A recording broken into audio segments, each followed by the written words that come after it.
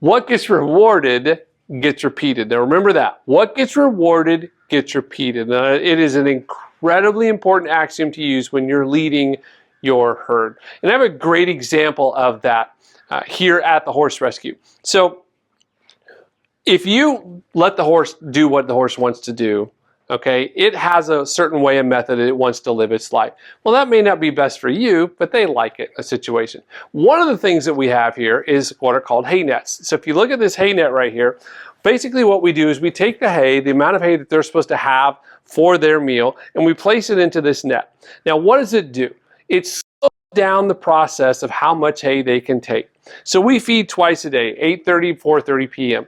And especially when it's really cold outside, horses, in order to stay warm, they chew. They need to chew, and they do that. Well, if they're stalled because it's 30 degrees outside and we're trying to keep them warm, if we take the 2 flakes of hay that they're supposed to have for overnight and we toss them into the bottom of that stall, they'll just go through it. And by 7 o'clock, they're out of hay and they're no longer chewing. So they start getting cold. So what we do is we take these hay nets and we put the hay inside there. Now, they still get the same 2 flakes of hay, which is what they need to get from 8:30 to 4:30, or excuse me, from 4:30 p.m. to 8:30 a.m. the next morning for their feeding. So they got plenty of food. It's just that they're not eating it all at once. It's making them pace in what they want to do. Now, we had a rescue that came in, Minnie Pearl. Now, Minnie Pearl's not in here. This is Mike. But Minnie Pearl, she didn't like the hay nets. She'd never been around hay nets before. She didn't like them. So I would do the afternoon feeding, and I would put the hay net here, or the hay in the hay net. And the next morning, our ambassadors, which is what we call the volunteers, would come in and they go, "Oh my gosh, she's not eating her hay." So they'd pull it out of the hay net and put it into the buckets, right? And so Minnie Pearl realized, oh, well, that's fine. If I just wait, they'll take the hay out and put it out for me. And so I discovered this after a couple of days, because Minnie Pearl also likes to take the hay and scatter it everywhere. Okay, so it's kind of very obvious that what she was doing. And so what we did was we said, no, put it in the net and leave it.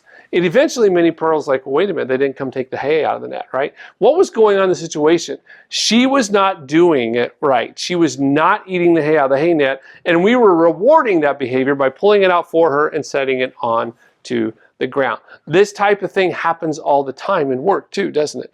You have employees who don't enter in their information in the CRM, but you don't do anything about it. You have employees that don't turn their things in on time. You have employees that don't follow directions completely. You have employees that do something different than what you told them that you wanted them to do. And there's no feedback, there's no consequence, there's nothing. That's rewarding that behavior, right? If I want them to do the right thing each time, I've even got to reward the right thing. And I think this is the weakest point we have as managers, is that there's too many managers out there who believe, and remember I'm saying manager versus leader, that believe that your reward is a paycheck, right? Here's my thank you, here's your great job, here's a paycheck for you. Reality is, the most powerful reward you can give, it's not a trophy, it's not a plaque, it's not a trip, it's not even money. It's 2 words: thank you.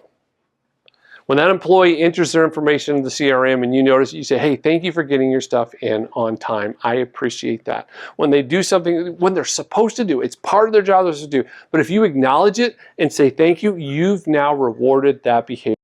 Rewarding that behavior, the chances that are repeating, that they'll do it again next week, go up, doesn't it? If I don't say anything, I'm also rewarding that behavior. So in the case of Minnie Pearl, not eating her hay out of the hay net and them saying, oh, fine, we'll take it out of the hay net for you. No. Follow the rules, follow the process. If you guys have processes in your organization that need to be followed, make sure they're followed. If you let people not follow those processes, you're rewarding that behavior. What gets rewarded gets repeated.